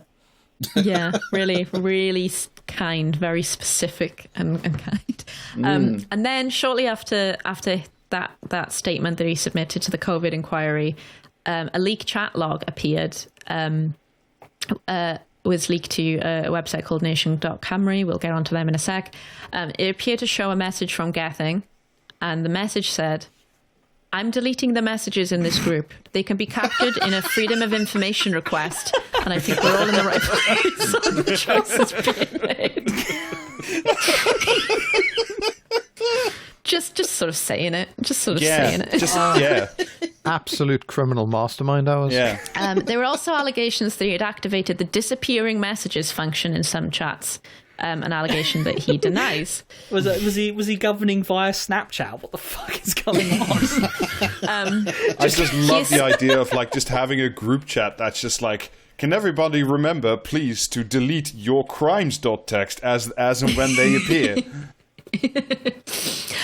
He asserts that the messages he deleted didn't relate to government business, so he doesn't deny that this chat log is accurate. He doesn't deny sending the message that says, "I am deleting all of the messages in this chat to prevent them from being disclosed." He said that the messages he was referring to were discussions where colleagues were making comments to and about each other. He published unredacted screenshots that showed ministers in the chat had immediately before he sent that message been lightly bitching about another Labour politician. I believe it was Mike Hedges, who is an older Labour guy and more sort of on the scare quotes left of the Welsh Labour group. He's a guy who likes to, you know, bang on about Nye Bevan and stuff. Not, again, the left here taken with a big pinch of salt, because Welsh Labour, not particularly left-wing. So Gething published these screenshots. He also sacked Hannah Blythyn, which is the Minister for Social Partnership. She was quite is that a real job? liked. Sorry, just out of curiosity, because that very sounds like Dosac, isn't it? Fake and made up, yeah. Like The Minister social for Bicycle or whatever it is the Greens got in Scotland. The social partnership thing, I mean, kind of, but it's also, the social partnership is the thing I mentioned earlier, where like they get trade unions in to feed into policies and stuff like that. So it's kind of, but there are functions. Blythyn, in particular, is kind of the reason why the Welsh government is better on trans rights than UK Labour and kind of Scottish Labour also. She led on the Welsh government's LGBTQ action plan. She spearheaded a thing to like outright ban conversion therapy for trans people when the UK government decided that it wasn't going to do that. So she's relatively well liked, but she was sacked. Gething said that it was because she was behind the leaked messages. The sacking didn't go down well. There was a lot of outrage because it was just very sudden, and she asserts that she wasn't behind the leak, kind of cried in the Senate about it and stuff. And they're Gething and stuff very obstinate. She did leak, but Nation Cymru, the news site that published the leak chat log, came out eventually and denied that she was their source. So that's that. He deleted messages on purpose to stop them being captured in an FOI, immediately sacked one of the more popular and one of the only LGBTQ Senate members. And that's kind of what led to him losing the vote of no confidence. He was going to continue on after losing that vote, and then a bunch of Welsh cabinet ministers resigned to get him to actually go. I thought he only lost that because like two of his MPs were just like sick or actually sick or quote unquote sick basically on the day. Yeah, one of those. Two I can't votes. remember. Yeah, he lost by 2 votes, which is truly Betty Campbell smiles down upon us. R.I.P. to Betty.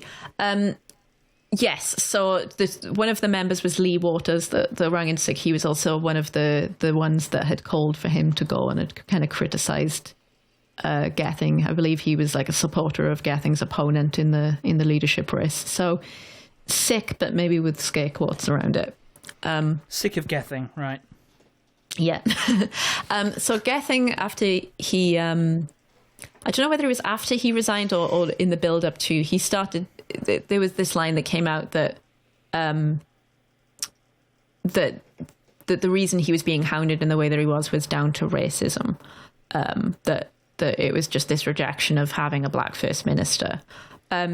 A thing, again, I mentioned this earlier, but we don't have a very good journalistic ecosystem in Wales, and the bulk of the scandals swirling around Gething at this point had been broken by one news site, which is this website, nation.cymru. It's headed up by a veteran Welsh reporter, Martin Shipton. He's worked for newspapers in South Wales for God knows how long. He's active in the NUJ and stuff. He's kind of, if you work in journalism in Wales, you kind of know who he is. He was the one in most instances that wrote the stories that broke the scandals, and he'd also written several opinion pieces calling on the First Minister to resign, specifically talking about how he didn't have the right attitude and the right sort of personal qualities to be a leader and all the rest of it.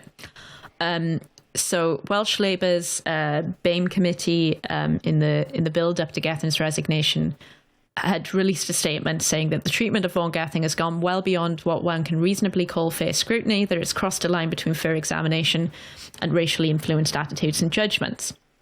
Now, This was denied strenuously by the news outlet, which reported that statement itself had been issued by a member of the BAME committee that shared an office with Gething's leadership campaign manager, and that the rest of the BAME committee had not been consulted before that statement was put out. But for my part, I do see some merit in these allegations. As I said, like, Shipton had very much decided that he was going to go after Gething.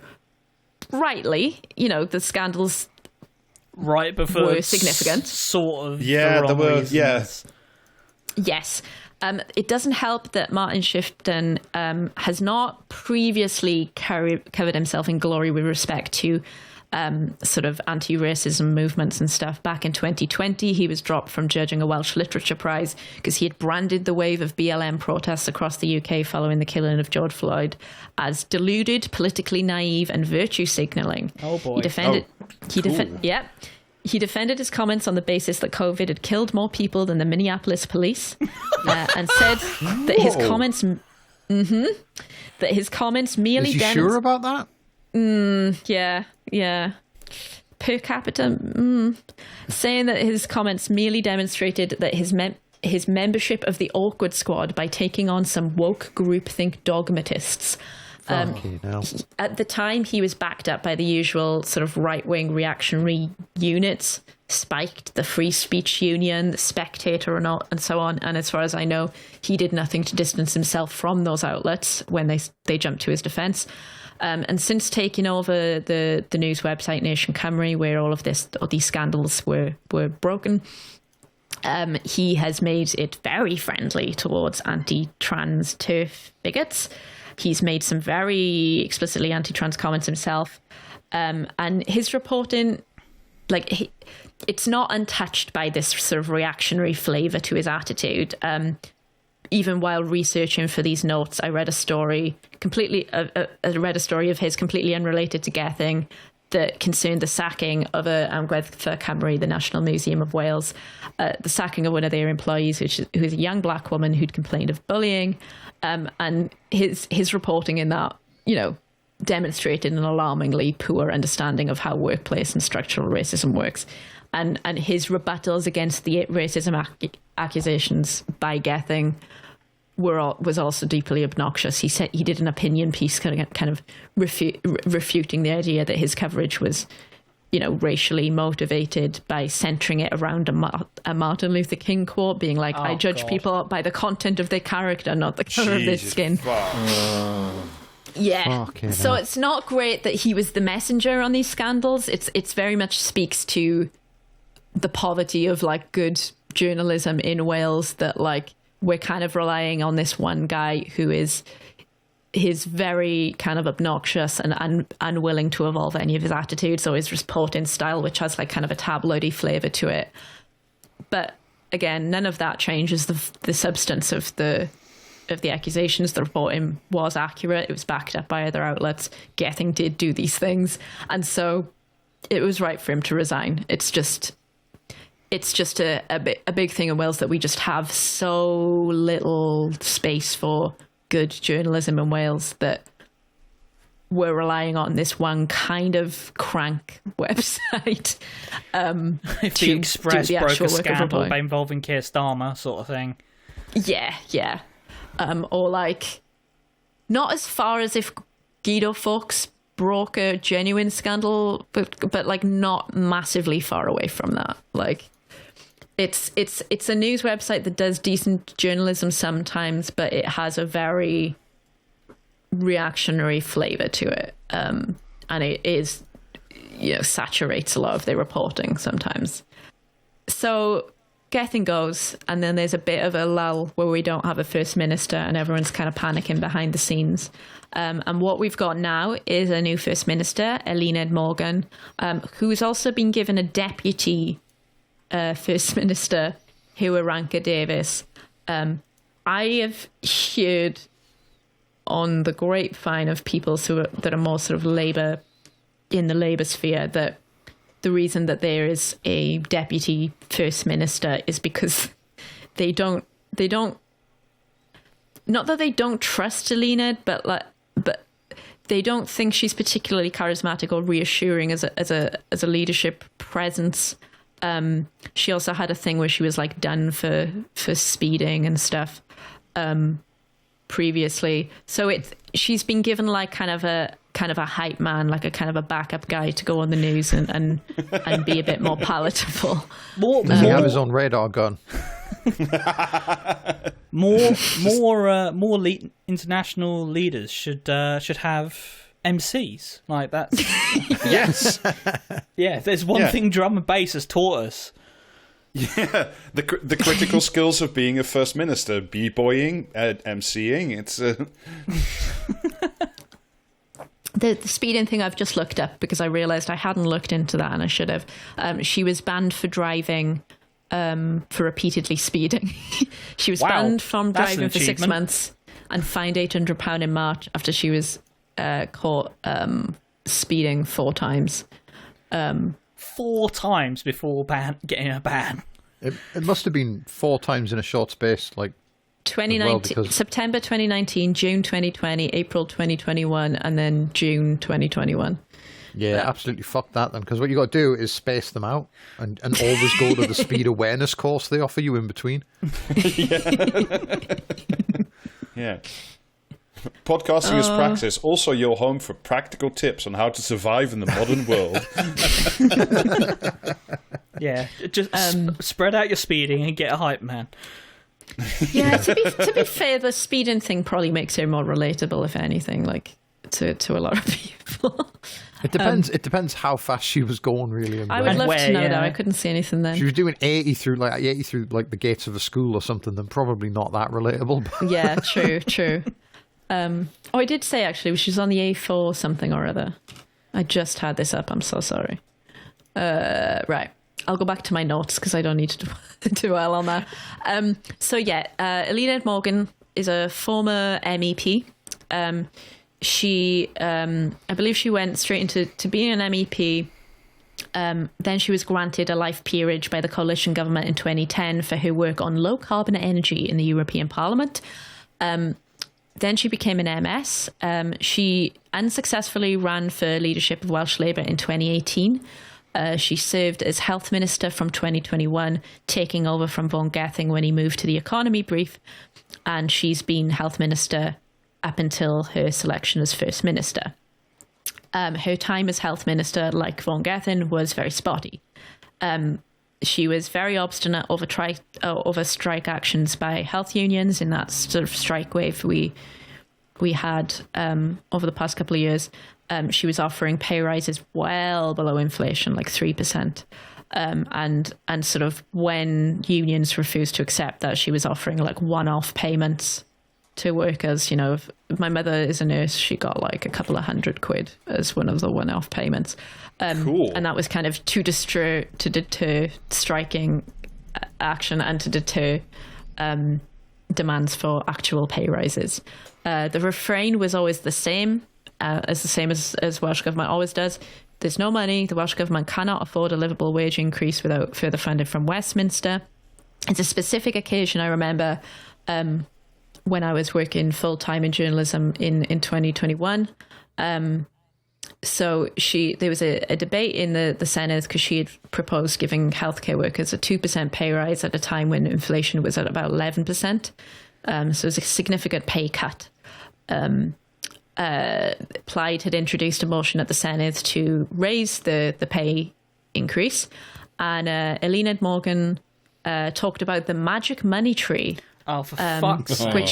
Which Labour has loved. They've adopted that so hard, considering it was a line come up with by Theresa May.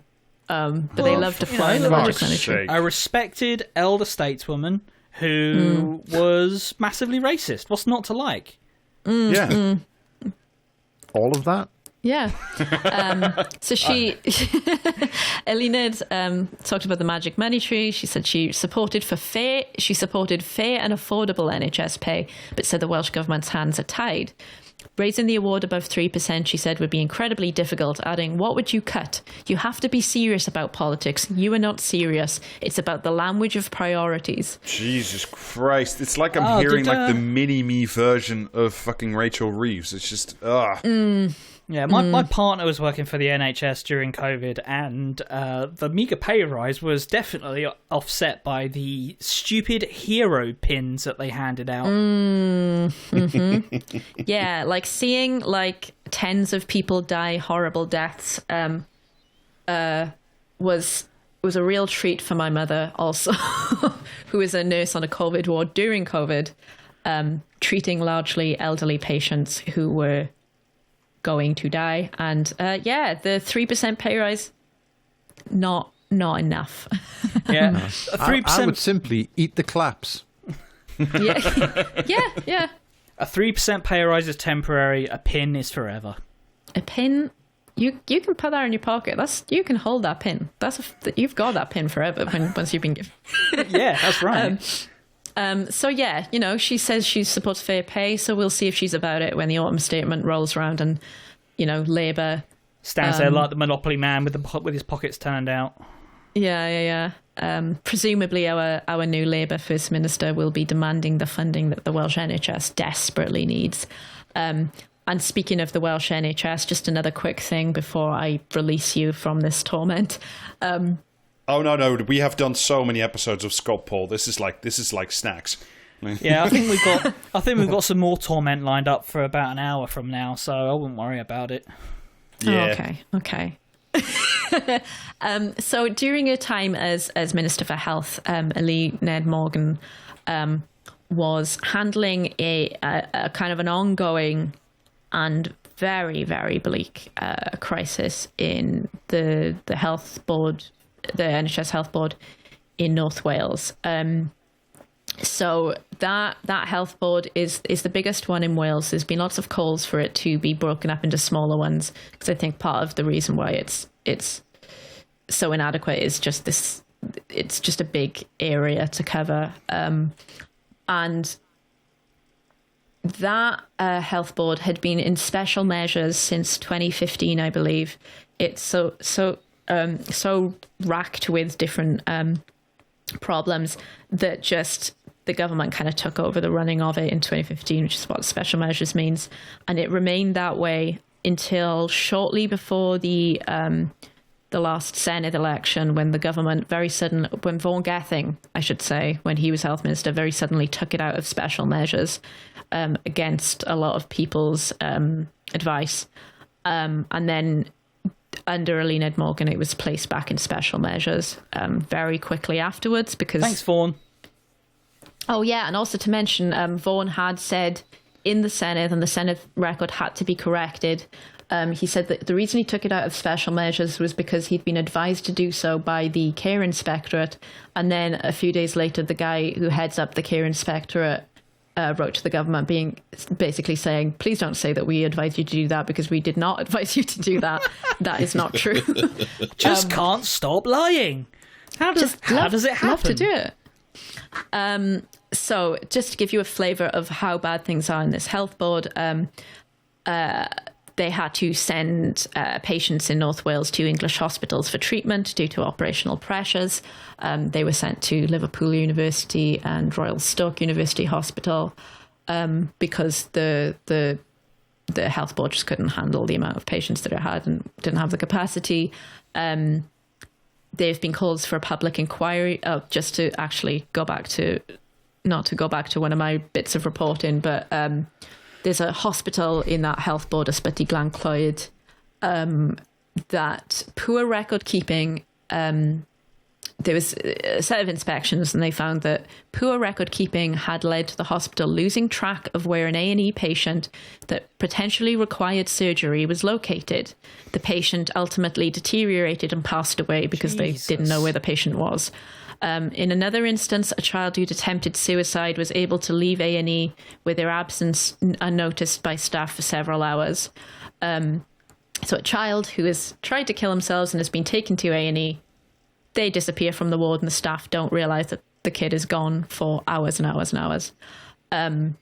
There's a similar case where there was a woman who had suffered a stroke, and she required very time-sensitive treatment in order to stop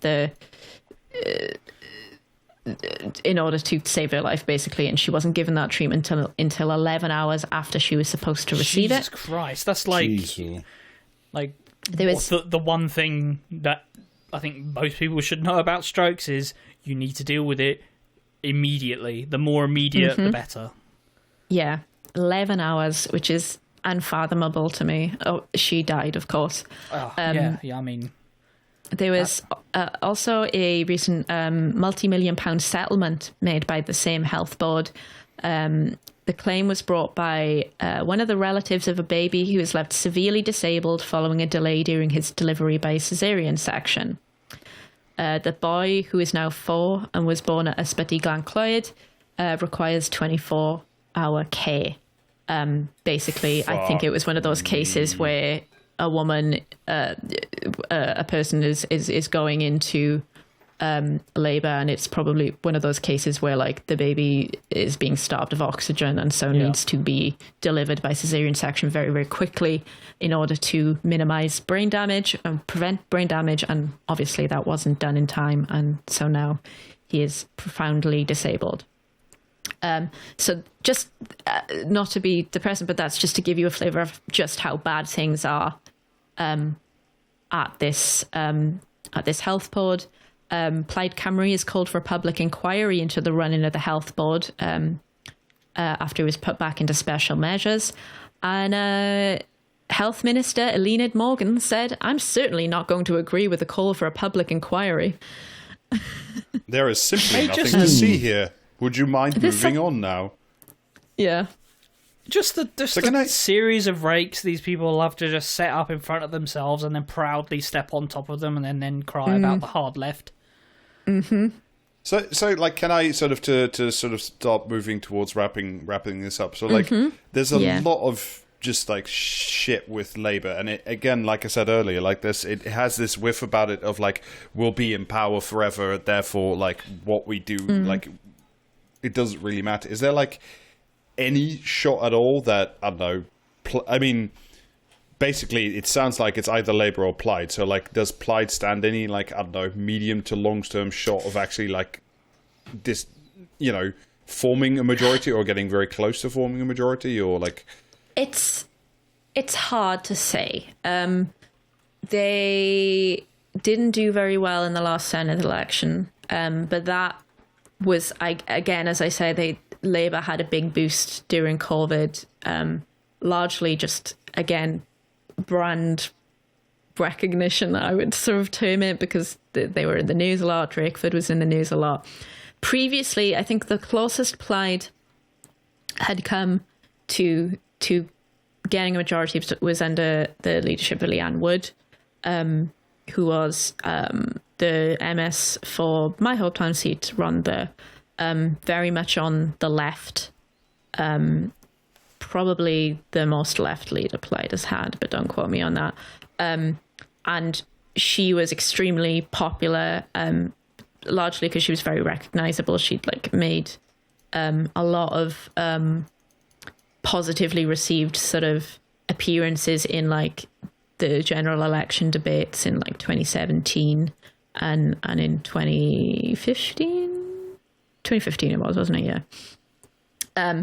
So she had been sort of a recognizable figure. Then they put in Adam Price, who was much more moderate than she was, and kind of that deflated things a bit. And now they've got Rhys Iorwerth, who is kind of even more of a kind of a stale sort of political guy. So I'm not optimistic because they're not making big moves. They're not making big money moves. They're not like the thing with Plaid is that they've kept a lot of the left wing policy stuff from the Leanne Wood time, but they're not confident about it.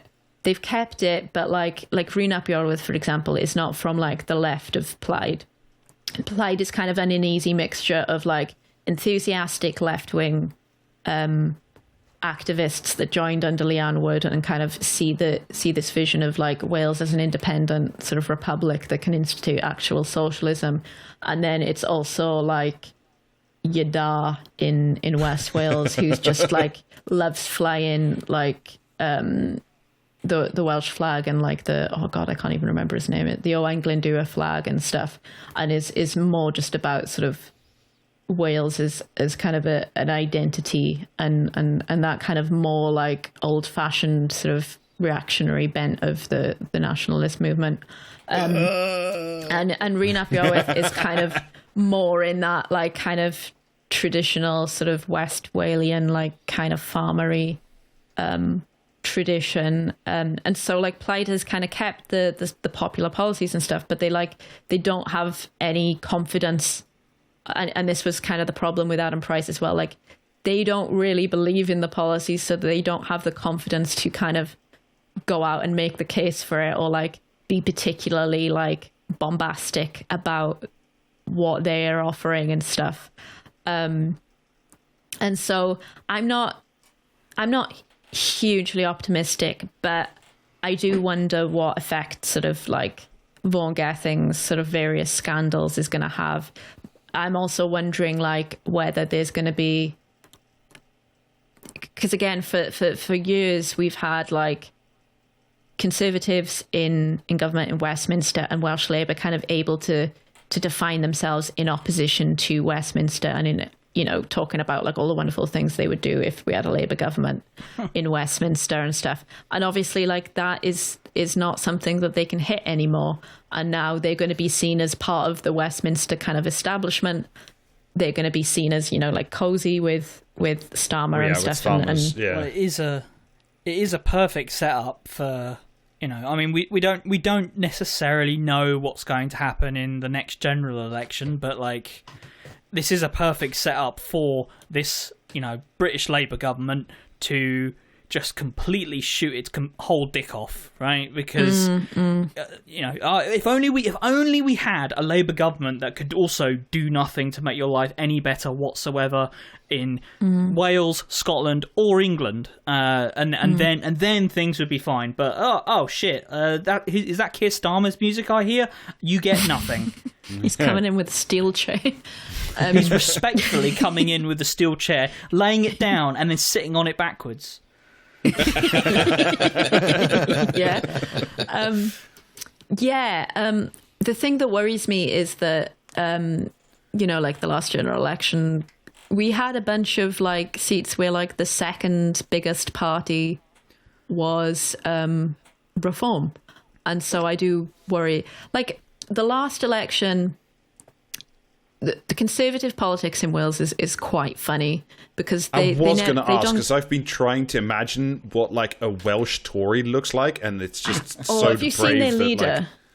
No. Have you seen Andrew R.T. Davis? I will send you a link to a picture of this guy because you'll see exactly what a Welsh Conservative Andrew, looks please, like. R.T. Davies. What? Oh yeah, this is the one. Andrew, Okay, what I'll Russia send you Today, Davies? I'm just going to open that I'm just going to open that in incognito mode because, like, I don't. Oh Jesus Christ! I picked one where he was kind of posing saucily next to his cows. Yeah. Yeah, it's like, what if Willie Rennie's thumb was a politician? Yeah.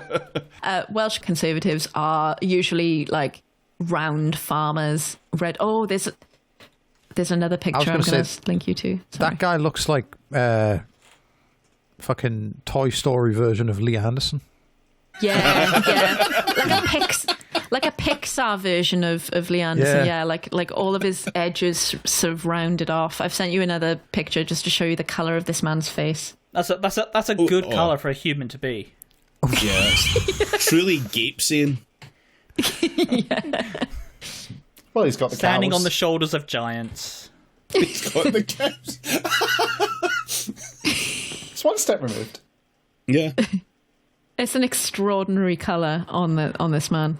Truly worrying. The Welsh Conservative leader has been mocked on Twitter after appearing to imply he was subjected to racism when the insult gammon was used in reference to a Tory party Christmas bash. And that is an excellent article to have that picture on. Yeah. Now that's what I call sub-editing. That is, yeah. That was done by design. I'm sure of it. 100%. Yeah, looking good, man. Yes, so we have the Conservatives best embodied by our man Andrew R.T. Davis. We also have the kind of various smatterings of like super far right parties, like the last Senate election, the UKIP guys kind of formed a party called the Abolish the Welsh Assembly Party. They were running on the platform of making it so that the Welsh government doesn't exist. I mean, it's rare to see such directly nihilistic politics on display, but you've got to respect it. Somebody has to stop us. Vote for us. I think we are, at least for now, okay to leave the nation of Wales to its to its sordid business. To the high performance and standards we have come to know and love in these last Thank you so much for your bravery. We're not quite done yet, though. Yeah. Okay. We have a horror to inflict upon you now. Yeah. Oh, okay. Yeah, tit for tat's the name of the game. Well, actually, the name of the game is Comment or Commentariat. Same thing. Okay. All right. Yeah, no, I'm ready for this. I can do this. All right. Obviously, I don't condone terrorism, but there's something... No, stop there. No, start. Stop. We're good. We're done. But there's something to the idea that labour-saving devices have stripped us of practical skills, making us more dependent on their services and infrastructure, even as they relieve us of effort. Is that Comment or Commentariat? So what's the link there? Like, I don't support terrorism, but we might need to do it so that we can pull our bootstraps up or whatever. This is talking about Uncle Ted. It's got to be. Surely to God. We keep hearing from these anarcho-primitivists, and it's starting to get concerning. Yeah, they shouldn't be on the internet. I'm going to say Commentariat, because I honestly think this is a crappy reference to the Unabomber, and I don't see a typical comment person doing that. At least not on the sort of websites Jamie's pulling from. So I'm going to go Commentariat. Let's go. Commentariat, come on. Yeah. Yeah, I think I'm going to agree with that. That was Mary Harrington in Unheard. Yeah. The article was titled, "Is the Tradwife Queen a fraud? Ballerina Farm isn't what it seems." Ballerina Farm? And yes, she was invoking Ted Kaczynski. Yeah, there we go. Specialist subject. My mastermind subject is the works of Ted Kaczynski. Is Ballerina Farm where they grow the ballerinas? Is that... No, it's where some fucking millionaire dipshit abuses his wife, I assume. Oh, okay. I think there was a big interview with the Tradwife in question in one of the papers a couple of weeks back that people were sharing around. And like the deal was like the journalist like really struggled to get the woman alone so that she could like get a direct quote from her without her husband standing behind her. Ooh. Yeah, I'm looking at pictures of this family and it's very disconcerting. Yeah. They look like, like when right-wing posters will like be like, this is what they took from you, and it's like an AI generated picture of like a blonde guy and his like blonde child bride and their blonde children who look the same the age as the bride. I know exactly which one you're talking about. There was something in that article about how like she gave birth to like a fifth kid and then had to immediately like be wheeled out of the hospital and off to a beauty pageant or something like that. Oh yeah, they look like that. Oh, there's a picture here. Ballerina Farm making butter at home from fresh cream, and she's just holding up a big jar of milk and a big thing of butter, and yeah. Mike Gapes could never. All right, second one. Brace yourselves. It follows that ADHD, autism, PTSD, or clinical depression are really only words, sanctified only by common usage, not science, and used across a vast range of human feelings, attributes, and behaviours, corralling them into groups that may at least outwardly seem to have something in common, but may have little to do with each other or share any identifiable cause. We once used descriptions such as fever, hysterics, and nervous breakdown in the same way. Jesus. Is that comment or commentariat? I don't know. It was just words to me. Just nothing but words. Commenter discovers the scientific method is perplexed. Yes, that to me, commenter, because I know someone who's like been kind of radicalized into weird like crystal fast shit, and this is exactly the type of stuff she be saying. So I feel that this is a very like verbose commenter that's like musing. I agree with all of your logic, and that's why I say commentariat. Yeah, I say commentariat as well. Hang on a second. Yep, that's commentariat, and it's a spoiler for the next episode. Oh no! That was Matthew Paris in the Times. Mental health industry is cheating the public. God damn you, David. yeah, if you think brace yourself was necessary for that, wait till you get the full fucking article. I thought I was being really clever then by being like, I know this guy, but no, okay. No, that's the game. Yeah, sadly, right to the times. The genuine rule that I've sort of uncovered for this, and that I keep teaching myself every time I lose, is don't have hope.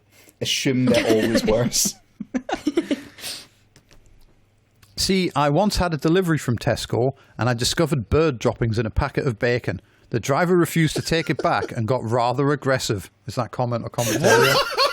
that is small potatoes enough to be a commentariat, sorry. Yeah, the use of the word see, the conversational style makes me think commentariat. Commentariat, yeah. Yeah. Adrian Childs. It feels like dark Adrian Childs, because bad things don't necessarily happen to him. Giles Corey. Yeah. Yeah. I mean, I don't think we'll ever find Adrian Childs in the pages of comment or commentariat, so I'm going to just be contrarian and say comment. Well, you're right. It was a comment in the Daily Mail on an article. Tesco arms delivery drivers with DNA spit kits to help trace abusive customers amid rise in violence. What? Surely you already know where they live. What? Yeah.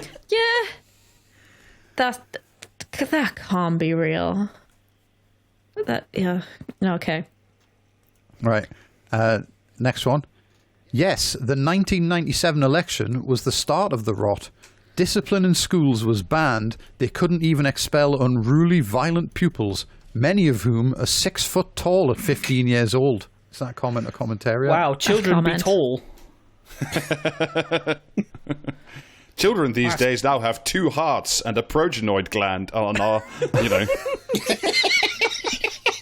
That's definitely comment. Like that's someone who saw like a big kid once and it's like stayed on their mind for the rest of their lives. Excuse me, sir, your child is too large.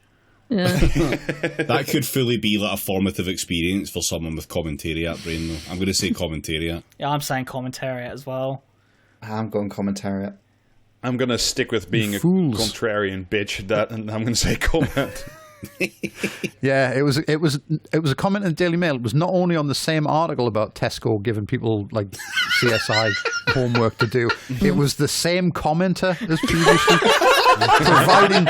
providing balance. You see, it might be the fault of aggressive Tesco delivery drivers who won't take back bird shit, but it might also be the plague of giant children sweeping the nation. We just don't know. Too many big kids and are going unslapped.